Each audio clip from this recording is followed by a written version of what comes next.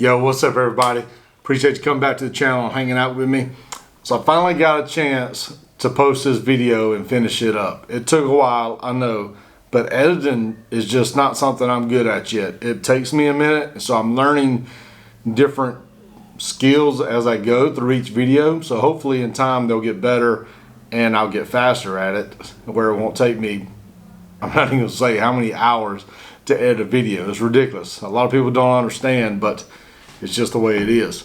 So hopefully that'll get better. Now, as far as the video, it's pretty much broken down into 3 segments. One, I just talk about the holster, that I had a hard time finding one and getting one for this build.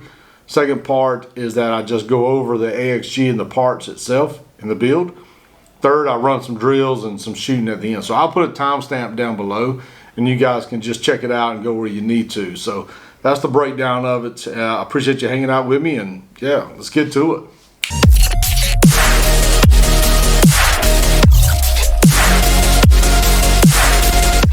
Hopefully I won't be out here too long because it's hot as freak out here. I'm out here in Adel, Georgia. If you're ever in the neighborhood, come out to Full Tilt.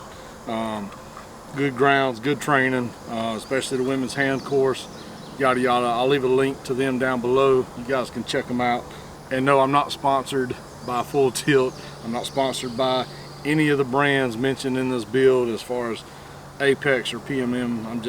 I'm not sponsored by anybody, so let's just get out that out of the way. First thing I want to talk about is this holster. This AXG build, I went around to a lot of forums and people asking, hey, who's getting your holster, who's making your holster? Never really got a clear answer.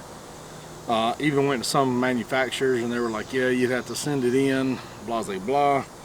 I sent an email to Upper Hand Holsters and got email back from Mr. Bobby and sent him some pictures, had a tape measure, measured it out, sent him some detailed pictures, but he was like, yeah, let me see what I can do and I can get you one made. Just go on the website, order, I think I did an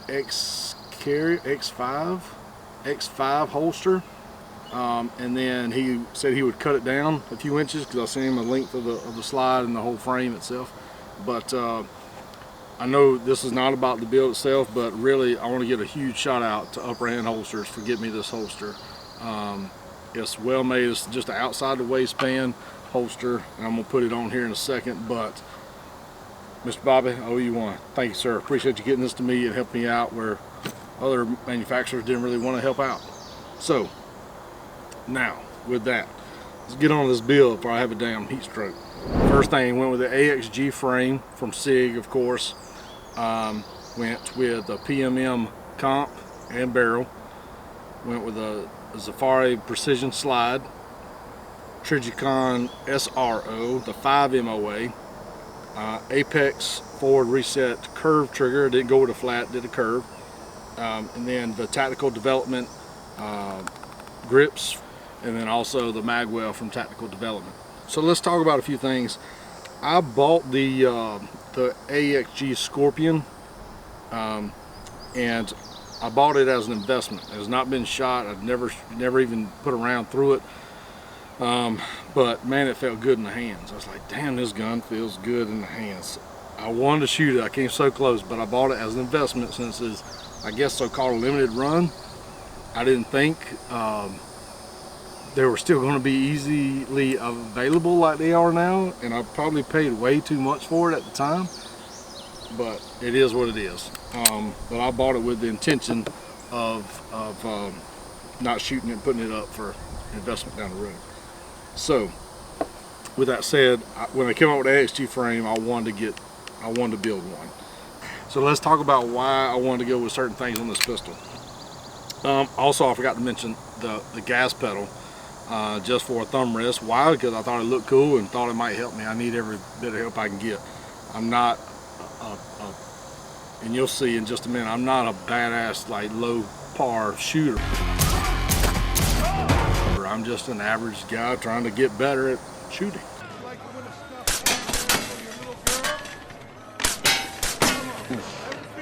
Beginner's luck. So I went with the SRO 5 MOA mainly because a lot of people talk about the MOA dots as far as for accuracy, long distance, smaller dots, fast acquisition, fat dot, or bigger dot. I just wanted to get quicker on time on target acquisition as far as I'm drawing and acquiring sight alignment, sight picture. So if that makes any sense with a red dot, I don't know. So I went with a 5 MOA. I didn't want to be hunting for a smaller dot. I heard a lot of different videos and a lot of comparisons as to who does what, but I have some other dots with a 2.5 MOA, and I love the way the 5 MOA looks. I shoot good with it. So as of now, I'll stick with the SRO 5 MOA. The trigger, apex curved. So I've been through my transitions of flat versus curved. I've pretty much decided I like a curved trigger better than a flat. It just feels better, it's a better comfort, a better feel, a better mesh when my fingertip gets on that trigger. So I did have an Armory Craft, excuse me, I'll get to the trigger in a minute. Next, let's talk about the Safari Precision Slide. Really, I've heard pros and cons about Safari, some bad, some good, but honestly, I just thought it looked good. I have no other reason of going Safari, but I just like the way a lot of people make their cuts different and different designs, and I just like the way this one looked, so that's what I went with. PMM comps always look cool, but I just didn't want a freaking 3-inch chunk of metal hanging off the end, so I went with the mini comp. It's not that long at all, maybe an inch or so. The tactical development frame or grips. So they make 2 different sizes. They order a standard and then they have a large. I think the large diameter is 1/4 inch bigger diameter. Now I have fairly large hands, not huge hands. I'm always in between a large and extra large glove, so to speak. It's just right in between. So I like the standard. I put the large on there and it was just too much. I just didn't like it. I wanted a tighter grip. I felt like I wanted to wrap it better. So I went and let the standard on there. And these are the Killer Hive. I think they make a Sunburst, and I think they make a Donut. Now let's get into the trigger. This was my previous build, or my previous one I was kind of shooting out here for the range and for fun. This is just your regular 320 full size, got the Wilson Combat. The trigger, I had an Armory Craft trigger, a dual adjustable trigger on here. But I just didn't like the way when it shot, it didn't reset good. I ordered the Apex to put in this one. When I come out here and shot this Apex, I knew right then, I think I went that evening and ordered an Apex to put in this one, curved of course. So I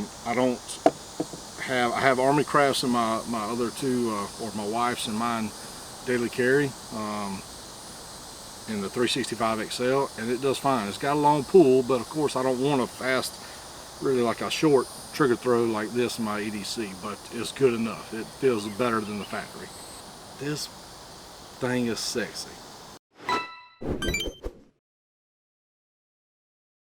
I mean, everybody I know this, I wish I could be recording when they shoot it, because they just turn around and grin like hell, because this is one sweet shooting son of a...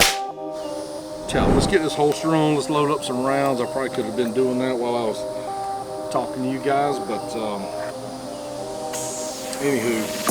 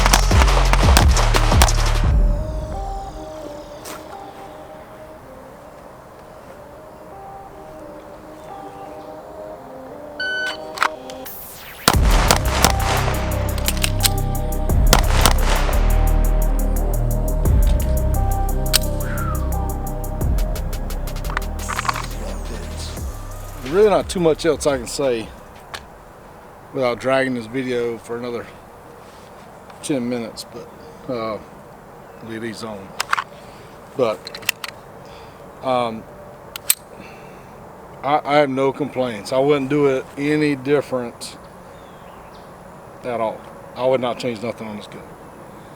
I love it. So now I'm gonna just probably run some more drills.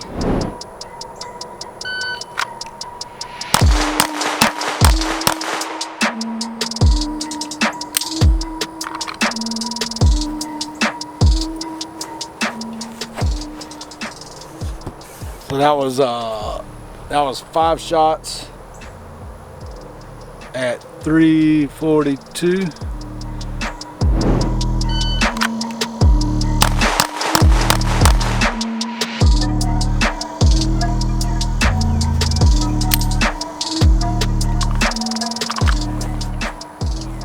That was faster, but I dropped my first shot in the B.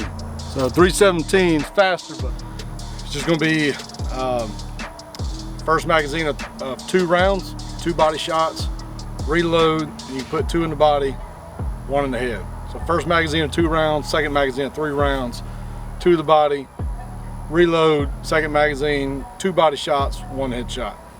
Cool? Let's do it.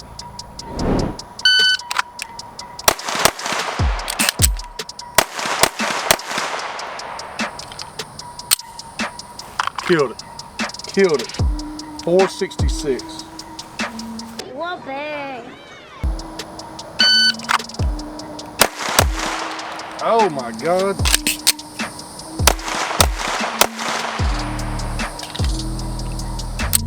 Did I barf that one up? Oh. Like a 661. Horrible.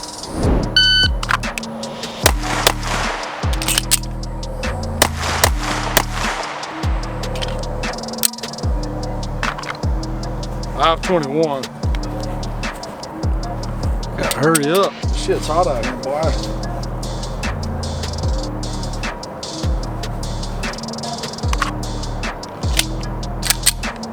Hands are sweaty. Do it. 2.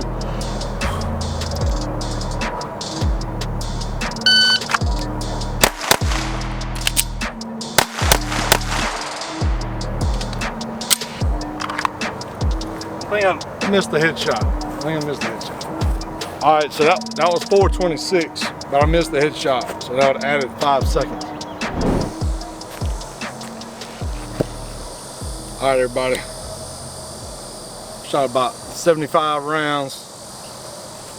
It's hard to film. It's my first time really filming at the range, so I see it's a lot of work. I'm here sweating like crazy, but I've been wanting to do this video for a while to try to just show off this gun, because I'm telling you, this sucker shoots like a dream. I don't know how it compares to no mechanic or some $5,000 race gun, but for me and what I do and where I'm at as my ability, I can't outperform the gun right now. Right now the gun's outperforming me.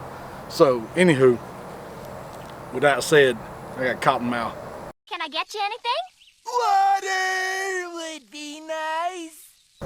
Anyway, I hope y'all like the video. Hope y'all stay tuned, subscribe, like, share, comment, all that good stuff. I try to get back and at least reply and read all the comments that I can. So get down there and ask any questions, anything you might add. My boy Eric's over here staring at me. He needs to come get some. Come get some, baby. But no, anyway, I appreciate everybody, all the new subscribers. Y'all hang in there and I'll get some more out. So, Oscar Mike.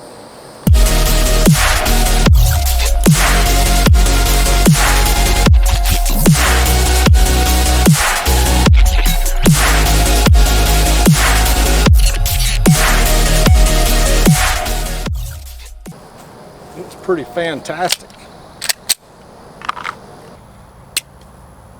One thing, make sure you got the right magazine in first, because a lot of people when they come out here, they put the wrong magazine in.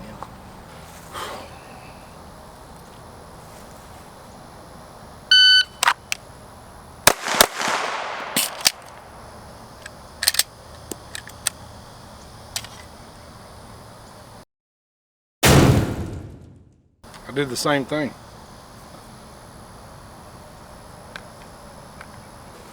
I just got through out of my mouth saying what not to do. First magazine, 2 rounds, 2 body shot. Okay.